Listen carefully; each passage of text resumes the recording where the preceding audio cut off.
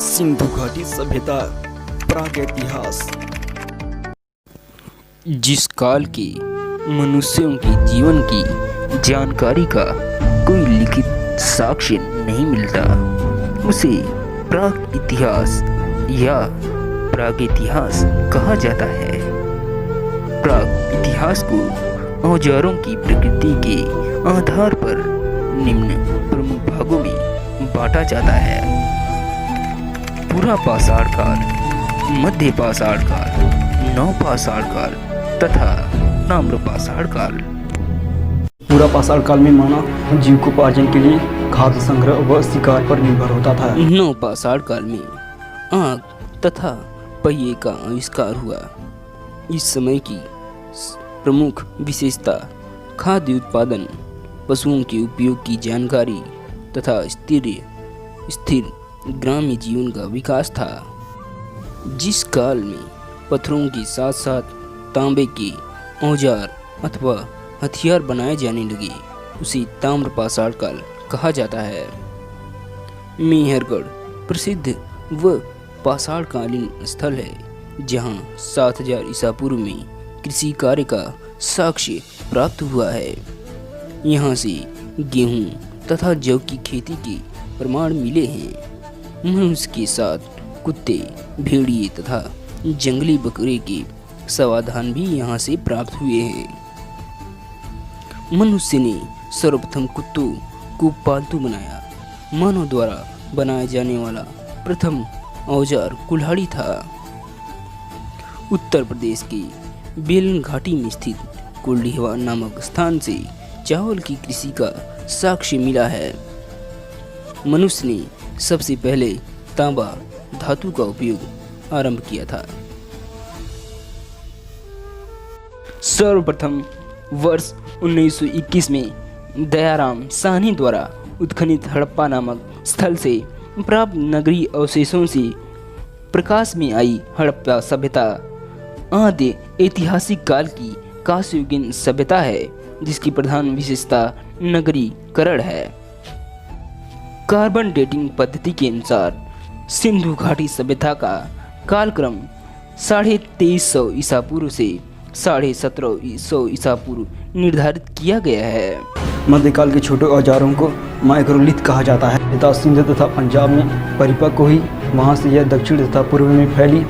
इस सभ्यता का विस्तार आधुनिक पंजाब, सिंध, बलूचिस्तान, गुजरात राज्य। यह सभ्यता उत्तर में मांडा से लेकर दक्षिण में दायमाबाद तथा पूर्व में आलमगीर से लेकर पश्चिम में सुतका गेंडोर तक विस्तृत थी। अफगानिस्तान में मुंडी, गाक एवं सुरतुघुई स्थलों से भी इस सभ्यता के प्रमाण मिले हैं। इस सभ्यता का क्षेत्रफल समकालीन मिस्र तथा मेसोपोटामिया सभ्यताओं के कुल क्षेत्रफल से भी बड़ा था। नगर योजना। सामान्यतः सिंधु घाटी सभ्यता में बस्ती दो भागों पूर्वी निचला नगर एवं पश्चिमी दुर्ग में विभाजित एवं किलेबंद थी। नगरों का विकास चेस बोर्ड पैटर्न पर किया गया था। नगरों में सड़कें एवं मकान विधिवत बनाए गए थे। मकान पक्की ईंटों के बने होते थे। द्वार मार्ग तथा खिड़कियाँ मुख्य मार्ग के स्थान पर गलियों में खुलते थे। लोथल इसका अपवाद था। घरों में स्नान तथा शौच के लिए अलग अलग क्षेत्र होते थे। गंदे पानी के निकास हेतु नालियों की भी व्यवस्था थी। मोहनजोदड़ो के नगर दुर्ग में एक विशाल स्नानागार मिला है, जो 11.88 मीटर लंबा, 7.01 मीटर चौड़ा एवं 2.43 मीटर गहरा था। जलाशय में ईंट एवं जिप्सम की गारे का प्रयोग किया गया था। सामाजिक जीवन। अधिक संख्या में स्त्री मृण मूर्तियों की प्राप्ति के आधार पर अनुमान लगाया जाता है कि सैंधव समाज मातृसत्तात्मक था। समाज व्यवसाय के आधार पर विद्वान, व्यापारी तथा श्रमिक के रूप में विभाजित था। सोने, चांदी, हाथी दांत, तांबे एवं सीप आदि से निर्मित आभूषणों का प्रचलन था, जिन्हें स्त्री और पुरुष समान रूप से पहनते थे। मनकों के हार समानतः प्रचलित थे। धार्मिक जीवन। सिंधु घाटी सभ्यता के लोगों का धर्म मुख्यतः प्रकृति पूजा पर आधारित था।